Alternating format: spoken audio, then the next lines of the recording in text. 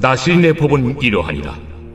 자기의 몸을 구별한 날이 차면 그 사람을 회막문으로 데리고 갈 것이요, 그는 여호와께 헌물을 드리되 번제물로 1년 된 흠없는 순양 한 마리와 속죄 제물로 1년 된 흠없는 어린 암양 한 마리와 화목제물로 흠없는 순양 한 마리와 무교병 한 광주리와 고운 가루에 기름 섞은 과자들과 기름 바른 무교전병들과 그 소제물과 전제물을 드릴 것이요, 제사장은 그것들을 여호와 앞에 가져다가 속죄제와 번제를 드리고 화목제물로 순양의 무교병 한 광주리를 아울러 여호와께 드리고 그 소제와 전제를 드릴 것이요, 자기의 몸을 구별한 나시린은 회막문에서 자기의 머리털을 밀고 그것을 화목제물 밑에 있는 불에 둘지며, 자기의 몸을 구별한 나시린이 그의 머리털을 민 후에 제사장이 삶은 순양의 어깨와 광주리 가운데 무교병 하나와 무교전병 하나를 취하여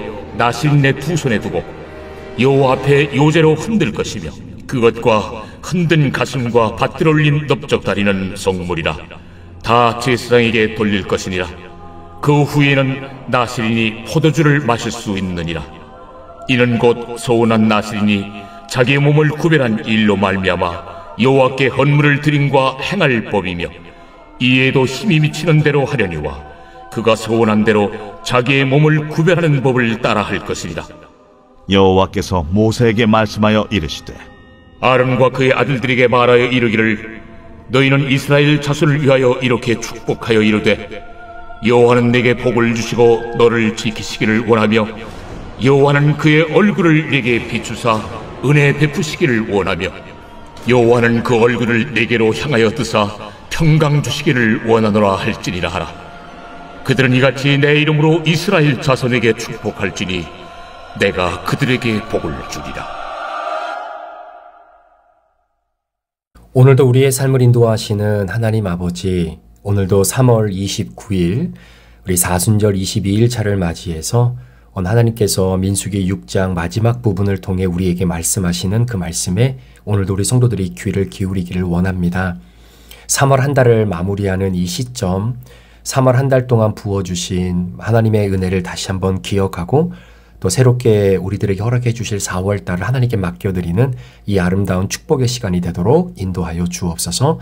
오늘도 우리의 마음의 문을 엽니다. 비어진 마음속에 하나님의 살아계시는 능력의 말씀으로 채워주시기를 간절히 원하며 예수 그리스도의 존귀하신 이름으로 축복하며 기도합니다.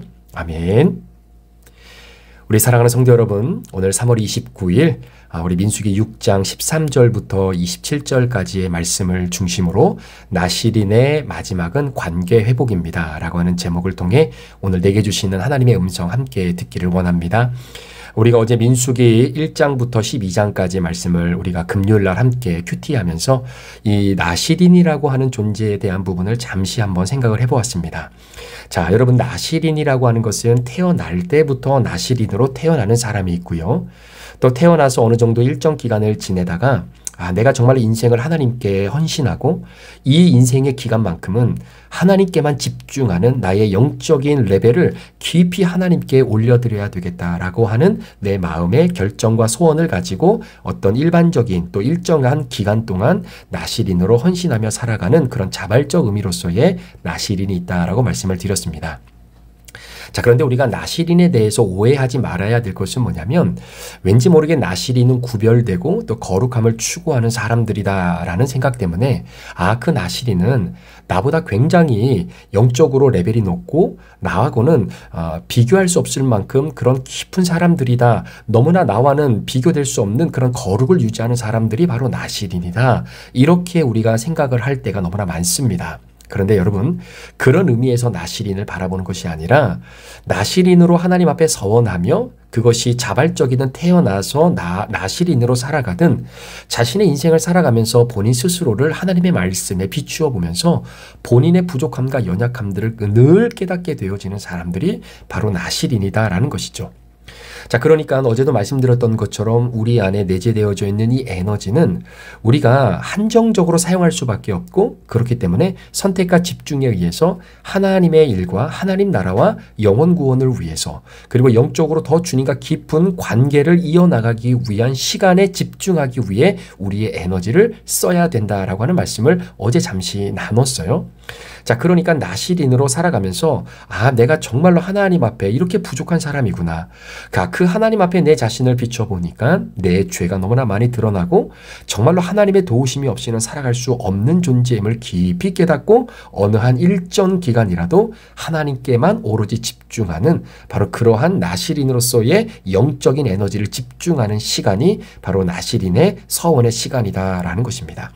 자, 그러니까 엄밀히 말하면 내가 다른 사람보다 훨씬 더 거룩하고 뛰어나고, 그리고 하나님에 대한 그 사랑의 마음이 깊기 때문에 내가 나시린으로 구별되어 살아간다라고 하는 의미보다는 그 누구보다도 내 자신을 더 깊이 보고 말씀을 통해 내가 죄인인 것을 철저하게 깨달았기에, 그래서 하나님 앞에 나의 이 에너지를 집중해서라도 내가 주님의 뜻 가운데 살겠다라고 하는 작은 몸부림침이 어떻게 보면 우리 인생의 나시린의 시간이 아닐까라는 생각을 해보게 됩니다. 자, 그런 의미에서 하나님께서 나시린으로 서원한 사람들에게 특별히 3가지를 금지하셨던 내용이 사실 어제의 내용에 잠시 언급을 하는데, 자, 그 부분을 잠깐 다시 한번 언급을 하고, 그리고 오늘 마지막 부분에서 오늘 본문을 통해서 하나님이 이 나시린에게 주시는 귀한 축복이 무엇인지를 한번 여러분들과 생각을 해보려고 합니다. 자, 먼저 여러분 아시는 것처럼 하나님이 나시린으로 서원한 자들에게 금지하는 첫 번째가 포도주와 독주를 마시지 말라라는 것이었죠. 자, 그런데 여기서 끝나는 것이 아니라 한 걸음 더 나아가서 포도와 독주와 관련된 포도즙도 먹지 말고 건포도도 먹지 말고 나중에 포도나무와 관련된 씨와 껍질도 먹지 말라라고 하는 굉장히 구체적이고 디테일하게 하나님께서 금지하는 내용을 보게 되는 겁니다. 자, 그런데 이 모든 것들에 대한 금지의 가장 근원이 되어지고 발원점이 되어지는 것이 뭐냐면 포도주와 독주에서부터 시작이 되는 거예요. 자, 포도주와 독주를 마시지 말아라부터 시작해서 포도즙, 건포도, 씨, 껍질, 포도와 관련된 것과 관련돼서 하나님은 모든 것을 다 금지해 놓고 계시는 것을 보게 됐죠. 자, 이것이 의미하는 것이 무엇일까? 한번 보세요, 여러분. 우리가 하나님의 은혜로 택자가 되면요, 우리의 영적인 생활을 하나님 앞에 회복하기를 원하고, 그리고 간절하게 은혜를 경험하기를 원합니다. 그러니까 여러분들도 예수 그리스도의 십자가의 은혜로 내가 구원받아 하나님의 나라를 상속받게 되어진 그런 택자로 여러분들의 인생을 살아가면서 하나님의 은혜를 회복하고 또 하나님이 베푸신 은혜를 깊이 경험하면서 살아가기를 간절히 원하잖아요. 자, 그렇게 우리의 마음속에 선한 열정과 갈망, 이런 은혜와 회복을 열망하는 그런 원함이 우리 속에서 형성이 되어지면 되어질수록 영적인 세계의 원리는 그렇습니다. 이것을 방해하는 요소가 등장하게 되는데, 그 대표적인 방해 요소가 바로 중독이라는 거예요. 자, 예를 들어서 여러분, 우리가 아침에 하나님께서 새날을 주셔서 눈을 뜨게 됩니다. 자, 그러면 새롭게 눈을 뜨면서 정리정돈을 하면서 하나님 앞에 큐티책을 펴고 오늘 내게 주시는 말씀이 무엇일까를 곰곰이 말씀 앞에 묵상하는 바로 그러한 영적인 은혜와 회복을 갈망하면서 그 시간을 지키려고 하지만 어떻습니까? 여러분, 미디어에 중독되어 있는 사람은요, 아침에 눈 뜨자마자 제일 먼저 눈이 가고 손이 가는 것이 뭐냐면 그게 셀폰이에요. 자, 그래서 일어났긴 일어났어요. 그런데 아침에 셀폰을 딱 여는 순간 여러분 SNS도 확인해야 되지요. 혹시 뭐 다른 거 확인할 사람들은 또 확인도 해야 되지요. 또 이메일 온 것은 없는지 또 확인해야 되죠. 그러다 보면은 관심 있는 유튜브가 알고리즘으로 하나 떠서 그것도 봐야 되죠. 뭐 이러다 보면은 여러분 시간이 금방 이렇게 지나갈 때가 너무나 많습니다. 그러니까 분명히 아침에 눈을 뜨고 하나님 앞에 마음을 들이면서 말씀을 묵상하며 하루를 출발해야 되는 그 열망과 회복의 은혜를 경험하고자 하는 그 열정이 우리 가운데 있는데, 나도 모르게 미디어 중독에 빠져 있는 사람은 셀폰에 눈과 손이 가장 먼저 간다라는 것이죠. 여러분, 우리가 하나님께 집중하려고 합니다. 자, 하나님을 오늘도 깊이 묵상하면서 하루를 출발하고 그런 하나님과 동행하기를 원하며 하루를 출발합니다. 그러나 여러분, 주변의 사람들이 흔들기 시작하면서 결국은 하나님께 집중되어져 있는 우리의 생각과 마음의 초점이 무너져 버리는 사람들이 얼마나 많은지 모른다라는 거죠.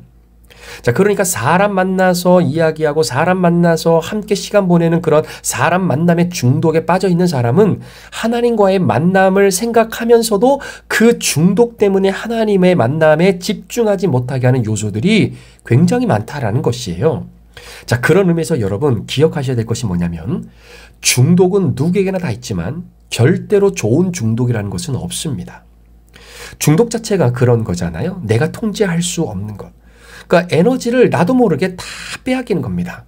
자, 아까도 말씀드렸지만 우리 안에 있는 에너지는 한정적이기 때문에 선택과 집중을 통해서 영적인 회복과 은혜를 갈망하는 곳에 우리 에너지를 쏟아야 되는데 이 중독이라고 하는 녀석을 통해서 그 에너지가 다른 곳으로 빠져 빼앗기게 만드는 것이 우리 주변에 너무나 많이 있다라는 거죠. 자, 그래서 여러분 정말로 중독과 전쟁이 필요하다라고 생각되어지는 그 순간 언제 영적인 열매를 얻고자 할 때마다 우리는 중독과의 전쟁이 필요하다는 것을 느끼게 되고 성령께서 그러한 마음을 우리들에게 허락해 주시는 것이죠. 자, 그런데 많은 사람들이 중독을 끊어내지 못하는 이유가 뭐냐면 이 중독이 내게 있다는 것을 나름대로 인정을 하는데 문제는 그 중독을 서서히 천천히 내가 단절하겠다라고 하는 안일한 마음 때문에 그렇습니다. 여러분 만약에 중독을 그렇게 천천히 서서히 내가 단절하겠다라는 마음이 드는 사람은요 100% 중독을 끊어낼 수 없습니다. 진짜 단번에 칼로 무자르듯 확실히 잘라내야 되겠다라는 생각이 없으면 그 중독에서 벗어날 수 없다라는 것이에요.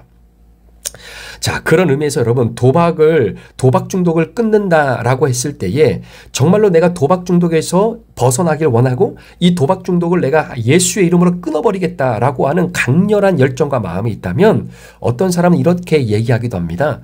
정말로 당신이 도박 중독을 끊어내기를 원한다면 심지어 친구들과 정말로 장난이라도 가위바위보 게임도 하지 말라라고 그래요. 왜냐하면 가위바위보 게임을 통해서 내가 상대방을 이겼을 때 느끼는 그 쾌감이 나도 모르게 내 안에서 조금씩 발하기 시작하면서 내가 바로 도박 중독을 끊으려고 했던 그 마음 자체도 무너지게 만드는 그 틈을 보여줄 수 있기 때문에 이렇게 해서라도 단칼에 도박을 끊어야 그게 끊어진다라는 거예요.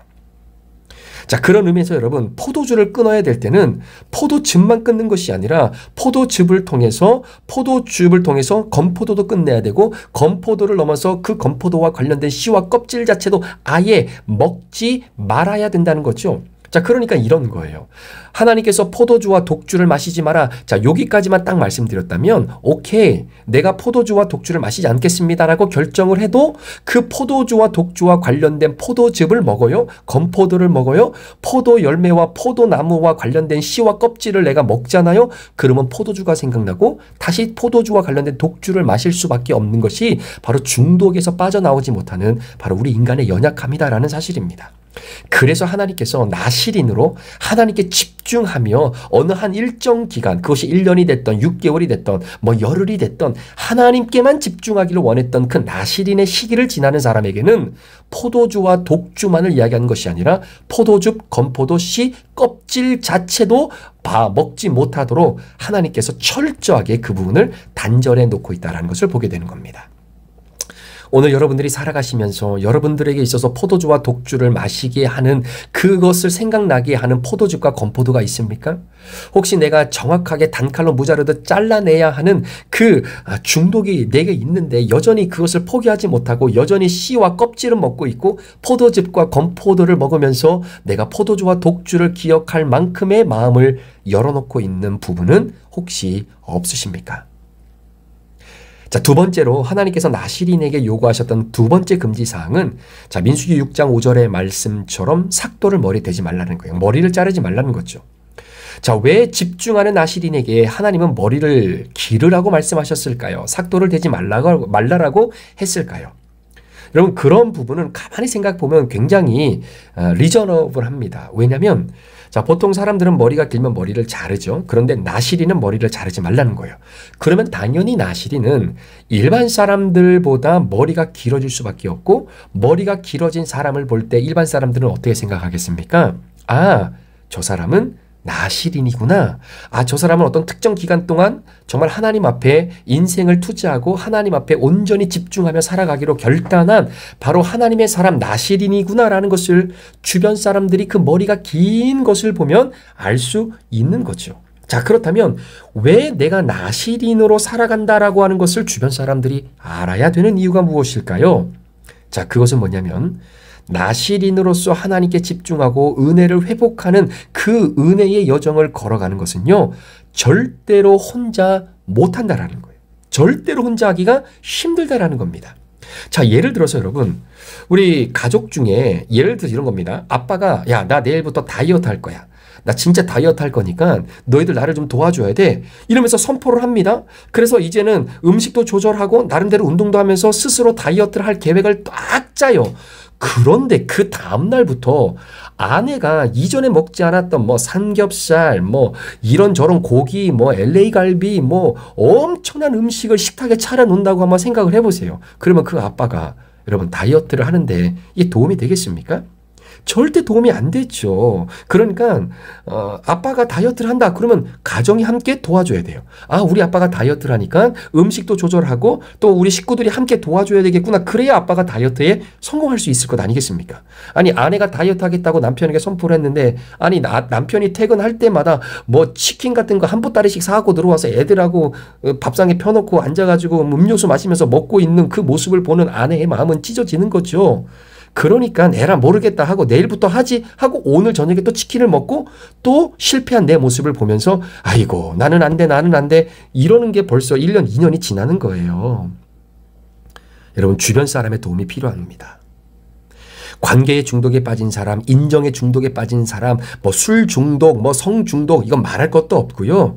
여러분, 내가 중독에 빠져 있다는 것을 깨달았을 때 이거를 다른 사람들에게 오픈하지 않잖아요. 절대로 다른 사람의 도움을 받을 수 없어서 결국은 이 나시린의 집중의 시간을 성공해낼 수 없다라는 겁니다. 자, 그러니까 내가 머리가 길어요? 사람들이 볼 때 저 사람 나시린이다라는 걸 다 알아요? 자, 그런데 하루는 나시린이 잔치에 초대를 받았어요. 그래서 나시린이 딱 앉아 있는데 그 음식을 차려놓은 그 상 위에 포도주가 덩그러니 있는 겁니다. 그러면 그 잔치를 배설했던 주인이나 주변 사람들은 어떻게 하겠습니까? 아, 이 사람 나시린이지? 아, 그러니까 포도주와 독주를 입에 대면 안 되지? 자, 그러니까 그 포도주와 독주를 취하고 거기다가 물을 갖다 놓는 거예요. 이게 머리를 길게 유지하라고 하시는 하나님의 명령의 핵심입니다.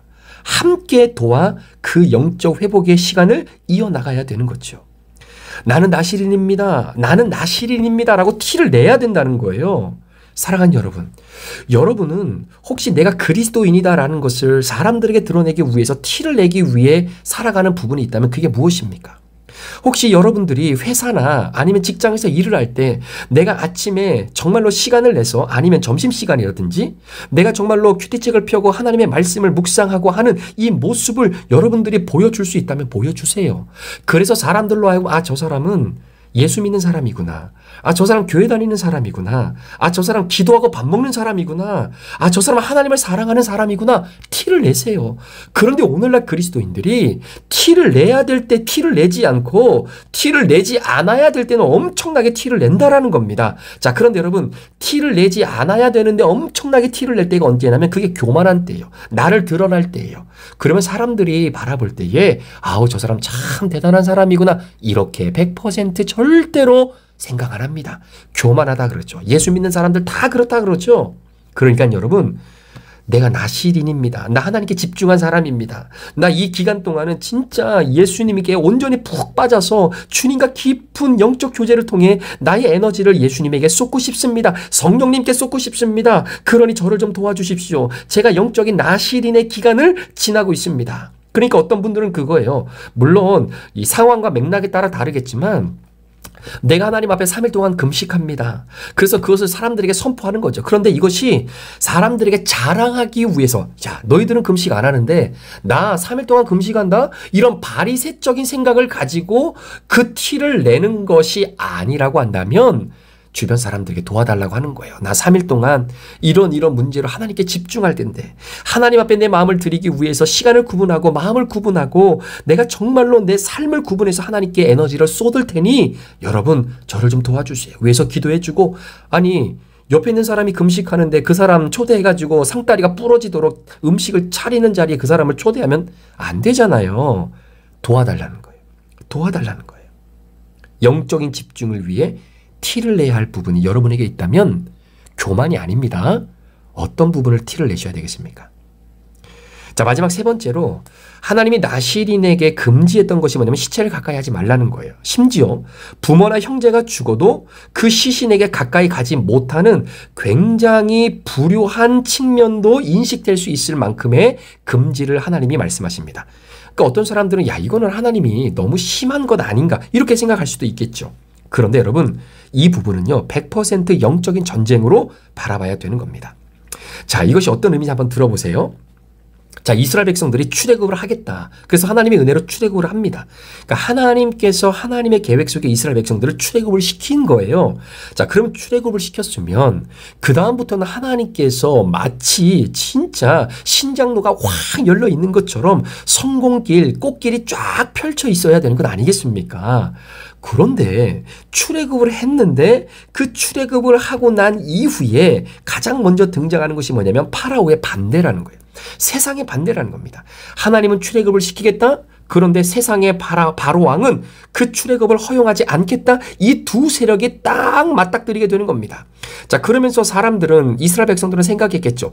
하나님의 은혜로 출애굽했으니 하나님이 알아서 우리를 인도하시고 꽃길로 인도하시겠지. 자, 렛츠고, 못 먹어도 고 가는데 웬일입니까? 가면 갈수록 바로의 세상의 반대가 너무나 세다는 거예요. 자, 그러니까 이스라엘 백성들은 어떤 생각이 드냐면 포기할 요소들이 많아지는 겁니다.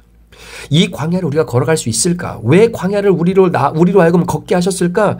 여러 가지 마음의 불안한 생각, 또 걱정과 근심, 불평, 원망 등이 우리 안에 끊임없이 되새겨지면서 우리가 이 고난의 여정, 이 광야의 여정을 포기할 수밖에 없는 요소들을 얼마나 많이 보이게 하는지 모른다라는 거예요. 자, 그래서 하여튼간 뭐 출발해서 떠났습니다. 그래서 광야를 가는데 웬일입니까? 이게 쫄랑쫄랑 흐르는 도랑이 가로막혀 있는 것이 아니라 끝이 보이지 않는 홍해가 가로막혀 있는 거예요. 여러분, 출발했는데도 불구하고요, 물이 없어요, 식량이 없어요. 여러분, 정말로 예상하지 못했던 어려움이 많아요. 그런데 아십니까? 이것이 구원의 여정이에요. 그러니까 우리가 하나님의 은혜로 구원의 여정을 걸어갈 때 예상하지 못하게 우리의 구원의 여정을 걸어가지 못하게 만드는 방해 요소들이 얼마나 많은지 모릅니다. 자, 그러니까 여러분 이걸 영적으로 보셔야 돼요. 혹시 어느 한 사람을 깊이 내가 마음에 품고 기도하면서 전도해 본 경험이 있는 분은 알아요. 이게 무슨 말인지.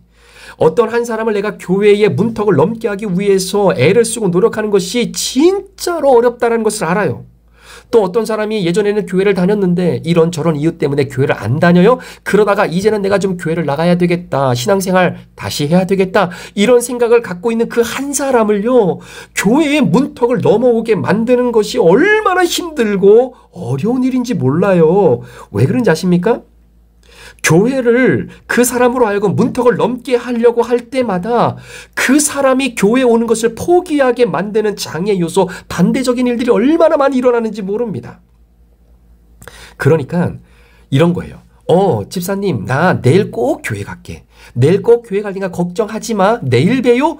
했는데 그렇게 내일 봬요 했던 사람의 삶에 내일 주일날 교회 문턱을 넘어오지 못하게 만드는 방해 요소가 얼마나 많은지 모릅니다. 심지어는요, 어제 하나님께서 나실인에게 금지했던 거, 네 부모와 형제가 죽어도 그 시체 가까이 가지 말아라. 여러분, 부모와 형제가 죽어서 교회를 못 오게 만드는 방해 요소들만큼의 요소가 생긴다니까요. 그게 생긴다는 거예요. 내가 하나님 앞에 큐티하고 매일매일 큐티를 놓치지 않고 하루하루 조금씩 말씀을 곱씹고 나가야 되겠다라고 하는 결단과 결정의 의지를 얼마나 많이 우리가 갖습니까? 그런데 어때요, 여러분? 그런 결단과 의지의 마음을 가도 그 의지의 마음을 포기하게 만드는 요소가 우리 주변에 얼마나 많습니까? 마치 부모가 죽는 거, 마치 부모와 형제가 세상을 떠나게 되어지는 거와 같은, 그렇게 그 마음을, 큐티하겠다는 마음을 무너뜨리게 하려고 하는 여러 가지 요소들이 굉장히 많다라는 거예요. 굉장히 많다라는 겁니다. 그거를 기억하라는 거예요. 그러니까 나실인으로 들여진 이런 인생의 에너지를 하나님께 집중하겠다라고 선포했던 그 기간을 지켜내는 것이 쉽겠습니까? 어렵겠습니까? 100% 어렵습니다. 엄청나게 어려워요. 나실인의 삶이 그런 겁니다. 저와 여러분이 인생의 광야를 걸어가면서 하나님께 집중하려고 하는 그 시간이 바로 그런 시간이에요. 그럼에도 불구하고 나실인이기 때문에 꾸역꾸역 그 길을 헤쳐 나가는 거예요. 자, 한번 보십시오. 자, 그렇게 해서 어느 일정 기간, 내가 뭐 1년이 됐든 6개월이 됐든 한 달이 됐든 열흘이 됐든 내 인생에서 나실인의 시간을 나름대로 잘 보냈어요. 마무리를 했어요. 뭐 10일 금식을 하든 한 달 큐티, 내가 사순절 큐티, 약속을 지킨다 해서 약속을 지켰어요. 자, 그런데 그 약속을 지키고 난 이후에 오늘의 말씀의 전제가 뭐냐라는 거예요. 오늘 말씀의 전제가 뭐냐라는 거죠. 모든 방해를 이겼어요. 그 모든 방해를 뚫고 이겨내고 극복해서 마침내 어느 일정 기간 동안 나실인으로서의 일정을 잘 마치고 성공을 했어요. 그런데 오늘 본문 말씀이 강조하는 것이 뭐냐면 그런 나실인에게 칭찬과 격려가 따라오는 것이 아니라 자, 오늘 14절에 이렇게 기록되어 있습니다. 뭐라고 기록되어 있냐면 번제물을 드리라는 거예요. 그러니까 번제드리라는 거예요. 속죄 제물로 된 1년 된 흠없는 어린 암양을 드리라는 겁니다. 그러니까 속죄제도 드리라는 거예요. 그렇죠? 그러니까 번제도 드리고 속죄제도 드리고 마지막 세 번째는요. 화목제물로 흠없는 수장 한 마리. 그러니까 화목제도 드리라는 거예요. 여러분 이게 무슨 의미겠습니까? 아니 성공했어요. 진짜 포도주와 독주를 가까이 하지 않고 포도즙도 건포도도 씨와 껍질도 안 먹고요. 그리고 삭도도 머리에 대지 않았고요. 그리고 시체도 가까이 하지 않을 만큼 힘들고 어려웠던 모든 장애를 뚫고 내가 그 어떠한 이 특정 기간 동안 나실인으로서의 삶을 완벽하게 승리했거든요. 그런데 그 승리한 나에게 그 나실인에게 하나님이 뭐냐면 그래? 너 번제 드려. 속죄제 드려. 야, 너 화목제물 드려야지. 이러는 거예요. 자, 이게 무슨 말이냐면요. 이런 거예요. 예를 들어 우리가 1년에 성경 통독을 하기로 했어요. 뭐 6개월에 한 번씩 했어요. 그래서 힘들지만 여러 방해 요소가 있었는데 성경 통독을 보란 듯이 멋있게 성공을 했습니다.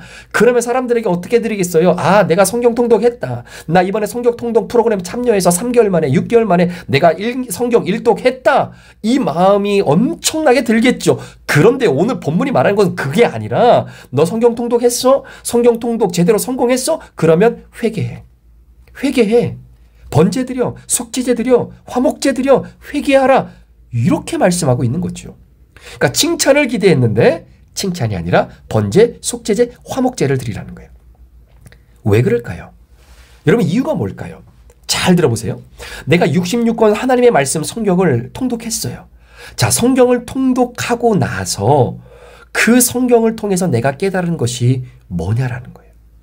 뭘 깨달았느냐라는 거예요. 여러분 성경은 100% 나에게 주시는 말씀이고 나와 연관된 말씀입니다. 그러니까 성경 66권을 하나님의 말씀으로 받아들이면서 한 절씩 한 절씩 믿음으로 통독을 했더니 깨달은 것이 뭐냐면 유다와 동침한 며느리의 모습이 내 모습이고 사람을 죽였던 다윗의 그 잔혹한 모습이 내 모습이고 제사장 자리를 탐냈던 바로 그 고라당의 자손들의 반역이 내 모습이었다는 것을 깨닫게 되니까 아, 내가 죄인이구나. 아, 내가 이렇게 부족한 사람이구나. 아, 그래서 내가 십자가가 필요하구나. 십자가가 없으면 내가 살아갈 수 없는 사람이구나. 여러분 제대로 성경을 읽었다면요 100% 내가 죄인이구나. 이 결론에 도달할 수밖에 없다라는 거예요. 여러분 큐티를 한 사람과 큐티를 안 한 사람의 차이가 뭘까요? 어떻게 보면 큐티를 한 사람이나 큐티를 안 한 사람이나 별반 차이가 안 보일 때가 있죠. 왜 그런지 아십니까? 그 이유는 큐티를 한 사람이 큐티를 제대로 안 했기 때문에 큐티를 안 한 사람과 동일한 맥락으로 보여질 때가 있다는 거예요. 여러분 큐티를 하면요 영적인 실력이 팍 올라갑니다. 이건 제가 개런티 할게요. 여러분 큐티를 꾸준히 하면요 영적 실력이 올라가요. 그런데 전제가 있습니다. 큐티를 잘해야 돼요. 큐티를 잘해야 돼요. 예전에 어떤 분이 그런 말씀하신 적이 있었어요. 참 마음이 아팠는데요. 제가 처음에 한 2년 됐죠. 우리 교회가 이제 큐티하는 교회로 체질을 바꿔 나갑니다. 우리 큐티하는 교회가 됩시다. 그랬더니 어느 한 분이 그런 얘기를 해요. 목사님, 제가 아는 어떤 분이요 2년, 3년, 5년 그렇게 큐티를 했는데 바뀐 게 하나도 없다는 거예요. 해봤자 아무것도 변화된 게 없다는 거예요. 그래서 또다시 해봤자 안 될 걸 뻔히 아는데 시작하기가 힘들다라는 거예요. 제가 그 마음 알아요. 그 마음의 그 중심을 제가 이해해요. 근데 제가 꼭 드리고 싶은 말씀이 있어요. 큐티를 했는데 잘 했냐라는 거예요. 큐티 잘 했냐라는 거예요. 자, 여기서 큐티를 잘했다라는 것은요, 큐티 잘하잖아요. 영적인 실력이 올라간다니까요.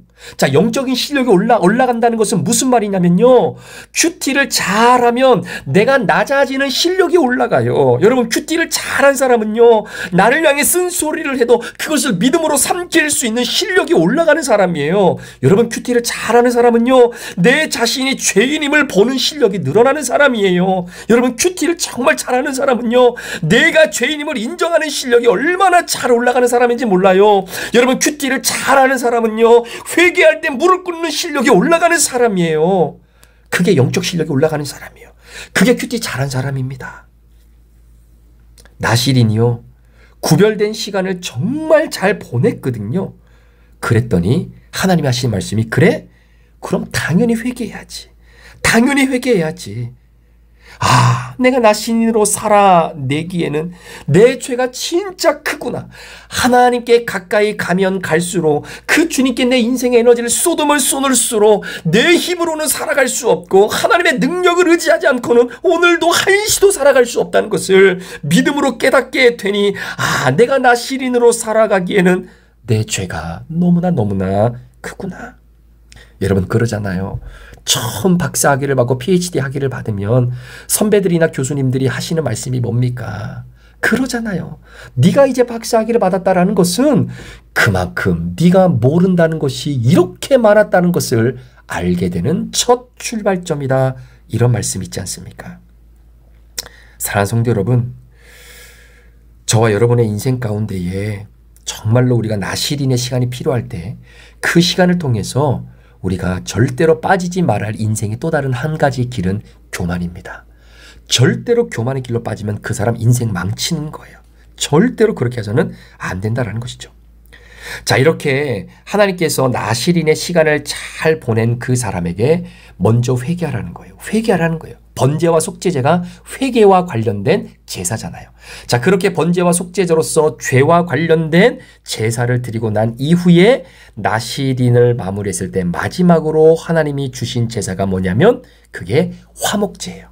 여러분 아시는 것처럼 화목제는요, 가족과 친구와의 관계, 이웃과의 관계, 그리고 하나님과의 관계가 회복되는 데 있어서 필요한 잔치의 제사가 화목제물이잖아요.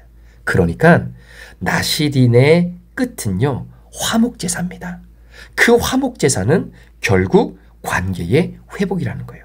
따라서 나실인을 잘 마무리한 사람에게 회개의 길을 주시고, 그 회개의 끝은 바로 반드시 관계의 회복으로 나타나게 되어 있다라는 겁니다. 그러니까 여러분 잘 들으셔야 돼요. 내가 하나님과의 관계는 참 좋은데, 하나님과의 관계는 좋다라고 말하면서 사람 앞에서 그 사람에게 행한 나의 잘못과 미안함을 회개하지 않아요. 내가 하나님과 관계가 좋다라고 말하면서 다른 사람에게 빌린 빚이 있는데, 돈이 있는데 안 갚아요. 빚을 안 갚아요. 정말로 그런 사람 죄송하지만 하나님과의 관계가 좋다는 것도 거짓말입니다. 100% 거짓말입니다. 하나님과의 관계가 좋잖아요. 사람 앞에서 회개하지 않을 수가 없어요. 하나님과의 관계가 좋잖아요. 내가 사람에게 빌렸던 돈 안 갚을 수 없어요. 못 갚잖아요. 못 갚아도 갚을 수 있는 방법을 찾고, 그리고 그것을 잘 해결할 수 있는 지혜가 있는 사람이지, 나는 하나님과의 관계가 너무 좋아, 하나님 너무 사랑해, 그러면서 빌린 돈 안 갚아요. 죽어도 안 갚아요. 있으면서도.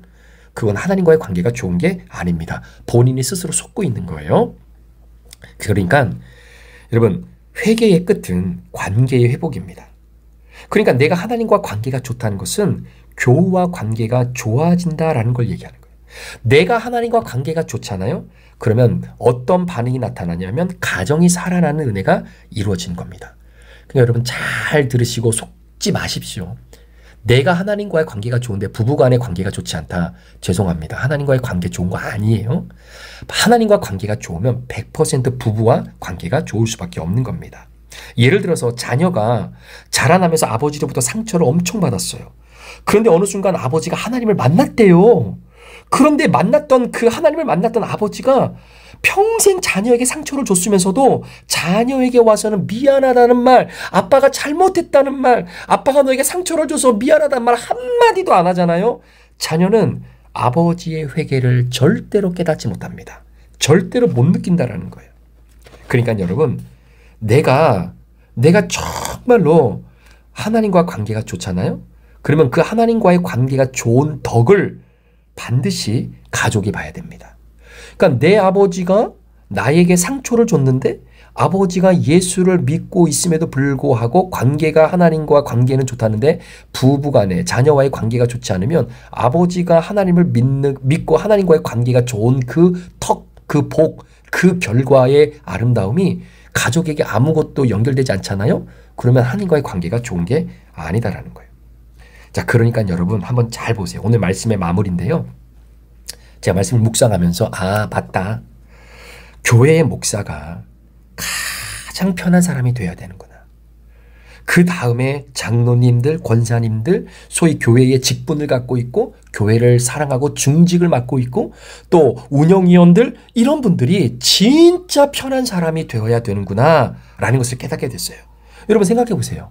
여러분 제가 목사가 되기 위해서 신학교 4년 다니고 대학원 3년 다니고 그리고 전도사 후보생 시절 지나고 또 목사 고시 보고 뭐 또 전도사로서 또 3년 동안 뭐 4년 동안 풀타임으로 또 견습 생활도 하고 뭐 이러면서 결국 부목사 되고 담임 목사가 되고 하는 목사의 어떤 이 루트가 있잖아요. 그러니 얼마나 여러분 신학을 많이 공부하고 책을 보고 얼마나 많이 기도하고 나름대로 시간을 보냈겠습니까? 그거 제대로 그 스텝을 잘 밟아왔다라고 한다면 그만큼 내가 죄인이라는 것을 가장 깊이 깨닫는 사람이 목사 외에 누가 있겠어요? 말씀을 보면 볼수록 내가 보이니까 내가 죄인임을 깨닫고 그 죄를 회개하고 하나님과의 관계를 회복하면서 가족 간의 관계, 이웃과의 관계, 성도와의 관계를 아름답게 회복해 나가는 그 기간이 다른 평신도들보다 목사가 얼마나 많았겠느냐라는 거예요. 그러니까 여러분 목사가 가장 회개 잘하는 사람이어야 되고 가장 하나님께 낮아짐이 잘 돼야 되는 사람이고 목사가 가장 하나님께 붙어 있어야 될 사람 중에 가장 잘 붙어 있어야 될 사람이 그게 목사 아니겠습니까? 제가 제 자신을 보니까 그게 너무나 부족한 거예요. 제가 그 스텝을 잘 못 밟고 왔다라는 생각이 너무나 많이 드는 겁니다.